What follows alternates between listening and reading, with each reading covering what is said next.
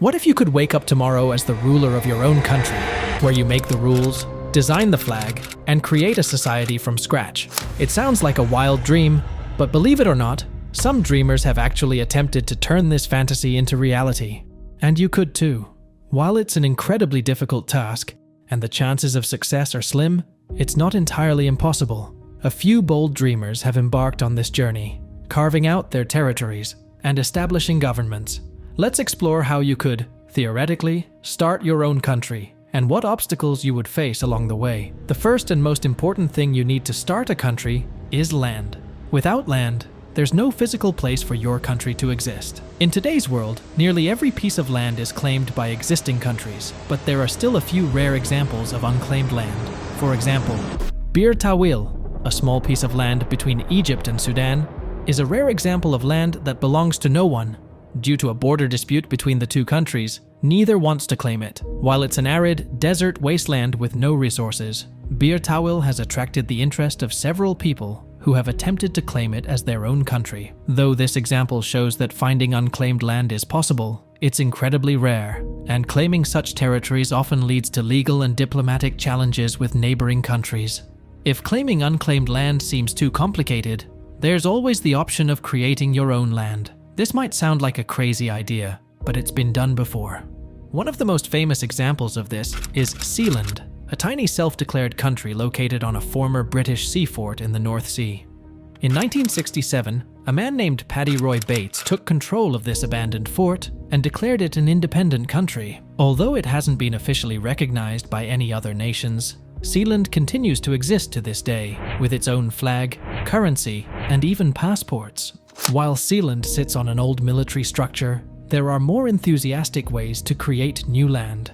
For example, some countries have built artificial islands by collecting sand from the ocean floor. The United Arab Emirates has done this on a massive scale with its famous Palm Islands in Dubai. If you have the resources and the technology, creating an artificial island could be a way to claim new territory. Going even further, some visionaries are looking toward the future with the concept of floating cities. As climate change threatens to submerge coastal areas, floating cities could offer a solution. These floating platforms could be designed to function as independent, self-sufficient nations, drifting in international waters and free from the laws and borders of existing countries. While the technology to build such cities is still in development, this idea presents a fascinating possibility for the future of nation building. Once you've secured your land, whether it's unclaimed land, a sea fort, or a floating city, you'll need to decide how your country will be governed. This is one of the most exciting parts of creating a new nation because you get to design a government that reflects your ideals. Will your country be a democracy, where citizens have a say in decisions through voting? Or will it be a monarchy, where a single ruler, perhaps you, has complete control? Many self-declared micronations are ruled as monarchies, where the founders declare themselves kings or queens. You could even experiment with unique or uncommon systems of government. For example, you might choose to create a meritocracy, where leaders are chosen based on their skills and contributions, or a direct democracy, where citizens vote on every issue rather than electing representatives. The possibilities are endless, and you have the freedom to design a political system that you believe will work best for your country. However, it's important to remember that running a country isn't just about making laws. You'll need to consider how to maintain order, resolve disputes, and enforce your laws.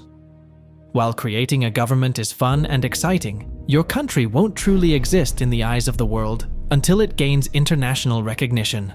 This is one of the most difficult challenges to overcome. A country isn't just about having land and a government. It needs to be recognized by other countries to function as a legitimate body on the global stage. Gaining international recognition is a tough struggle. Historically, new countries have either been recognized through long negotiations or after fighting wars of independence. However, neither of these methods is easy or advisable for modern-day interested nation builders. The first step to gaining recognition is to establish diplomatic relationships with other countries. This means convincing other nations that your country is legitimate and doesn't pose a threat to their interests. If your country is small and doesn't interfere with any major powers, you might be able to gain recognition from a few friendly nations. For example, Sealand has managed to establish informal diplomatic relationships with a few countries. although it still struggles with full official recognition. However, gaining recognition from a few nations isn't enough to truly function as a country. To become a legitimate player on the world stage, you'll need to apply for membership in the United Nations. Joining the UN is a long and complex process. To be accepted, your country needs to meet specific criteria, including having a defined territory, a reasonable population size, and a functioning government. You also need to gain recognition from the majority of UN member states, which is no easy task. Even established micronations like Sealand and Liberland have found it nearly impossible to meet these criteria and have never been accepted into the UN. Even if gaining international recognition sounds challenging, there are other ways to ensure your country's survival. One of the most important things you can do is build alliances and avoid powerful enemies. In today's interconnected world, it's almost impossible to create a country without attracting attention. Depending on where your country is located, nearby nations may see it as a threat to their own national security or territorial competence. This is why it's crucial to establish friendly relations and avoid conflicts with neighboring countries or global powers. Building alliances with other nations can help protect your sovereignty and prevent military or economic threats. Additionally, aligning yourself with other micronations or countries that share similar goals can create a support network.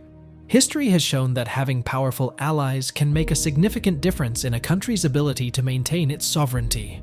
While it's unlikely that your new country will immediately attract the support of a global superpower, building peaceful relations with both larger and smaller nations will be critical to ensuring your country's long-term survival. Of course, creating a country isn't just about claiming land and gaining recognition. You'll also need to think about the practical features of running a nation. How will you provide essential services like healthcare, education, and law enforcement?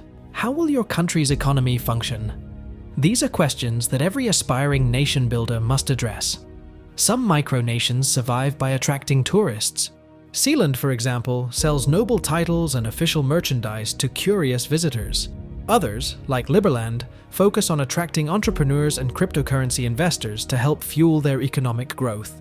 However, running a country involves much more than just economics. You'll need to think about infrastructure, such as roads, utilities, and communication networks. If your country grows in size, you'll also need to establish a legal system to settle disputes and enforce laws. So, can you really create your own country? The short answer is yes, but it's incredibly difficult and requires overcoming numerous challenges. You'll need to find land, establish a government, gain international recognition, build alliances, and deal with the practical realities of running a nation. While the idea of creating a country is exciting and appeals to those who dream of freedom and self-governance, the road ahead is long and filled with obstacles. Yet, for those with the passion, creativity, and resources to make it happen, the possibility of creating a new nation, whether on land or at sea, is one of the most committed and fascinating projects imaginable. Whether you're looking to build a floating city, claim uninhabited land, or start a virtual nation, the dream of creating a country continues to inspire people around the world.